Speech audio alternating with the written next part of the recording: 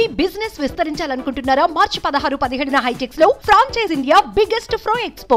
TDP Janasena కూటమితో BJP పొత్తు కూడా దాదాపు ఖరారవుతున్న వేళ జగన్ అలర్ట్ అయ్యారు. మంత్రి పెద్దిరెడ్డి రామచంద్రారెడ్డికి సీఎం జగన్ మరో కీలక బాధ్యతల్ని అప్పగించి రంగంలోకి దించారు. ముఖ్యమంత్రి జగన్ తన పార్టీ అభ్యర్థుల్ని దాదాపు ఫైనల్ చేశారు.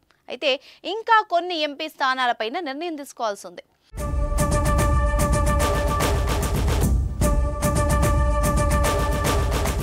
మంత్రి పెద్దిరెడ్డి రామచంద్రారెడ్డికి ప్రస్తుతం ఉన్న బాధ్యతలతో పాటుగా తిరుపతి పార్లమెంట్ రీజనల్ కోఆర్డినేటర్గా బాధ్యతలు కేటాయించారు.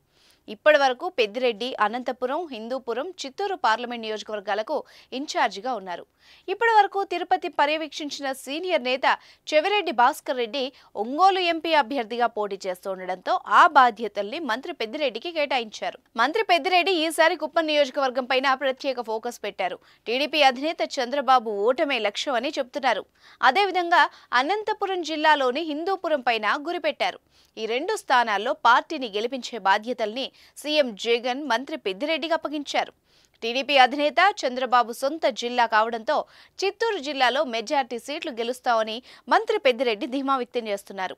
అటు మిథున్ రెడ్డి కోస్తాంధ్రలోని గోదావరి జిల్లాల బాధ్యతలు భుజాన వేసుకున్నారు. దీంతో ఇప్పుడు వైసీపీ మెజార్టీ సీట్లు సాధించడమే లక్ష్యంగా నిర్ణయించుకున్న ప్రాంతాల్లో బాధ్యతల్ని పెద్దిరెడ్డికి కేటాయించడంతో అక్కడ ఎన్నికల రాజకీయం ఆసక్తికరంగా మారుతోంది.